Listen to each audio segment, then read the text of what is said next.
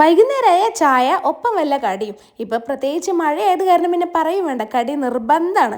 അപ്പം കടി എന്താണെന്ന് ഉണ്ടാക്കുകയെന്ന് ആലോചിച്ച് നിൽക്കുമ്പോഴാട്ടോ ഏട്ടന് ഉണ്ണിയപ്പം ഉണ്ടാക്കി കൊടുത്തതിൻ്റെ ബാക്കി മാവ് ഉണ്ടായിരുന്നേ. അപ്പോൾ ആ മാവ് എടുത്ത് എണ്ണയിലപ്പം ഉണ്ടാക്കാമെന്ന് വിചാരിച്ചിട്ടോ. എണ്ണയിലപ്പം, നെയ്യപ്പം എന്നൊക്കെ നമ്മുടെ പാലക്കാട് പറയും. വീട്ടിൽ നമ്മൾ 10 ലിറ്റർ വെളിച്ചെണ്ണ ആട്ടിയത് തന്നതാണ്. എത്ര പെട്ടെന്ന് ഈ എണ്ണ കഴിഞ്ഞെന്ന് എനിക്കറിയില്ല കേട്ടോ.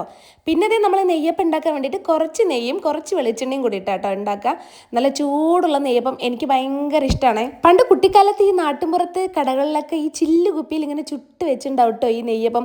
അത് നോക്കി വെള്ളം ഇറക്കിയിട്ട് തൊട്ടുള്ള കപ്പലണ്ടി മിഠായോ ഇല്ലെങ്കിൽ നാരങ്ങ മിഠായോ മേടിച്ച് വരാണ് അന്ന് പതിവ് അല്ലേ.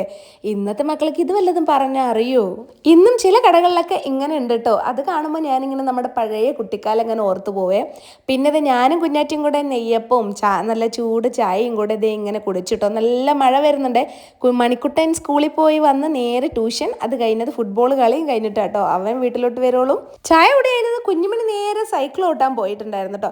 പിന്നെ അതേ വൈകുന്നേരം ആയല്ലോ, 6 മണിയായി. അപ്പോൾ അതേ വിളക്ക് വെക്കേണ്ട കാര്യങ്ങളൊക്കെ നോക്കുകയാണെങ്കിൽ അവിടെ കുറച്ച് ക്ലീനിങ് ഒക്കെ ഉണ്ടായിരുന്നു കേട്ടോ. ഭസ്മവും ചന്ദനമൊക്കെ എണ്ണയൊക്കെ പോയിട്ട് അപ്പോൾ അതൊക്കെ നന്നായിട്ട് തുടച്ച് വൃത്തിയാക്കി. പിന്നെ അതേ നമ്മുടെ ചെടിയിലുണ്ടായ മുല്ലപ്പൂവാണ് കേട്ടോ. ഡെയിലി കൃഷ്ണന് വെക്കാൻ കുറച്ച് കിട്ടിട്ടോ എനിക്ക്. വിളക്ക് വെക്കുമ്പോൾ എപ്പോഴും ഞാൻ നിറയെ പൂക്കളൊക്കെ വെക്കും കേട്ടോ. തുളസിയും തെച്ചിയും അതുപോലെ അവിടെ എന്താ വീട്ടിലുള്ളത് ആ പൂക്കളെല്ലാം ഞാൻ കൃഷ്ണൻ ഭഗവാന് കൊണ്ട് വെക്കുകയും.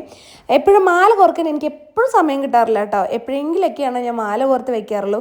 ഇല്ലെങ്കിൽ ഇങ്ങനെ തളികയിലാക്കിയിട്ട് കണ്ണൻ്റെ മുന്നിൽ വെക്കുക കേട്ടോ ചെയ്യുക. അപ്പോൾ അതേ കുഞ്ഞാറ്റ അപ്പോഴേക്കും സൈക്കിൾ ചവിട്ടി വന്നു കേട്ടോ. കാരണം നല്ല മഴ വരുന്നുണ്ട്. കുഞ്ഞാറ്റ വീട്ടിൽ കയറിയത് നല്ല പെരുമഴ.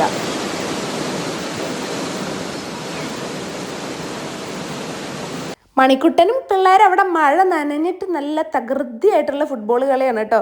ഇനിയിപ്പോൾ വന്നു കഴിഞ്ഞാൽ ഞാൻ നല്ല ചീത്ത പറയും. പിന്നെ വേഗം പോയി കുളിക്കും. പനി എപ്പോഴാണ് വരുന്നത് എനിക്കറിയില്ലേ. സ്കൂളും തുറന്നു. അപ്പോൾ ഇന്നത്തെ വീഡിയോ അത്രയേ ഉള്ളൂ ഗൈസ്. നാളെ കാണാം. Bye, see U.